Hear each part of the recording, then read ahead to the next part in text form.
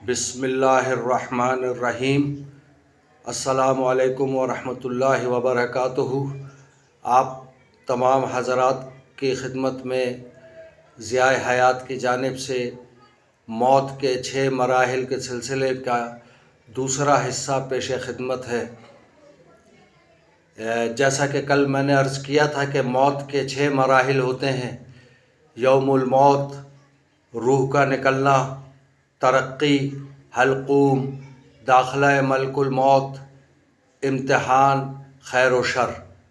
تو یہ ان مراحل کی تفصیلات میں آپ کی خدمت میں کچھ کی آج پیش کروں گا، کچھ کی ممکن ہوا تو کل پیش کروں گا۔ یعنی مختلف اقساط میں یہ سب کچھ میں پیش کروں گا، اور انشاءاللہ کوشش کروں گا کہ کوئی تشنگی باقی نہ رہے۔ آپ سے گزارش یہ ہے کہ اگر یہ آپ کو میرا یہ سلسلہ پسند آ رہا ہے تو اس کو اپنے دوستوں، ساتھیوں، عزیزوں، رشتہ داروں میں شیئر بھی کریں، کیونکہ ہر اچھی بات کا آگے پھیلانا بھی صدقے میں شمار ہوتا ہے۔ دوسری گزارش یہ ہے کہ آپ چینل کو سبسکرائب کریں، بیل آئیکن کا بٹن ضرور دبائیں تاکہ ہر نئی آنے والی ویڈیو کی اطلاع آپ تک بآسانی سب سے پہلے پہنچ سکے۔ جزاکم اللہ خیرہ۔ اب آئیے ہم چلتے ہیں اس کی تفصیل کی طرف۔ جیسا کہ میں نے کل آپ کی خدمت پر عرض کیا تھا کہ موت کے 6 مراحل میں سے پہلا مرحلہ یوم الموت کہلاتا ہے۔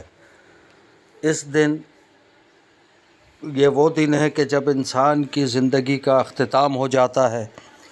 اس دن اللہ تعالیٰ فرشتوں کو حکم دیتا ہے کہ وہ زمین پر جائیں اور انسان کی روح قبض کریں تاکہ اسے اپنے رب سے ملاقات کے لیے تیار کیا جا سکے۔ بدقسمتی سے کوئی بھی اس دن کے بارے میں نہیں جانتا، اور جب وہ دن آتا ہے تو انسان کو یہ احساس بھی نہیں ہوتا کہ یہ اس کی موت کا دن ہے اور زندگی کا آخری دن۔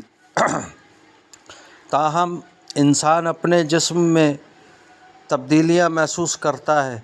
مثلاً مومن کے دل کو اس دن خوشی اور سکون ملتا ہے، جبکہ برے اعمال کرنے والے کو سینے اور دل میں دباؤ محسوس ہوتا ہے۔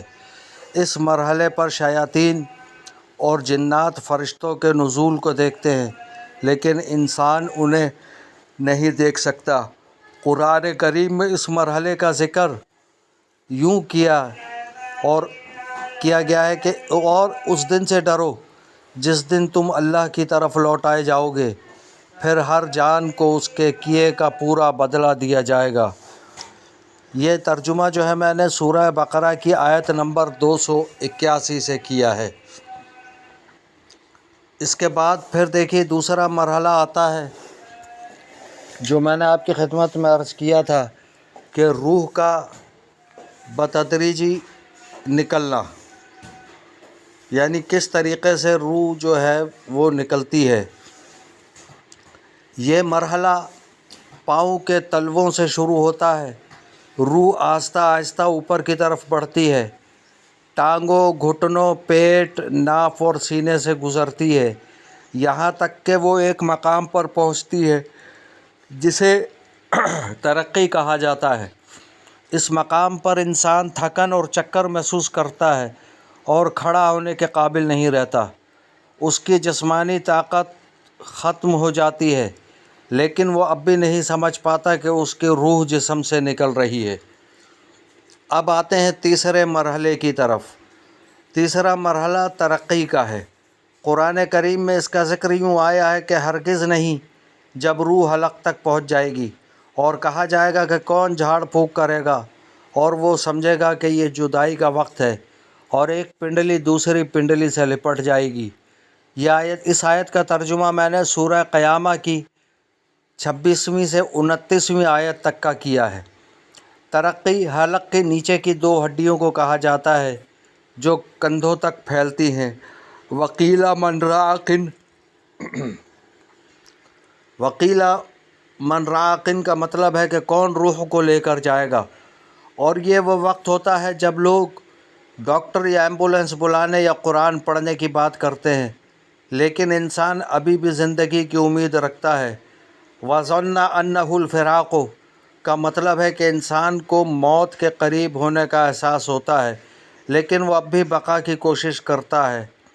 پھر آگے فرمایا کہ وَالْتَفَّتِ السَّاقُ سَاقُ بِالسَّاقِ، یعنی روح کے نکلنے کا عمل مکمل ہو چکا ہے اور جسم کے نچلے حصے بے جان ہو چکے ہیں۔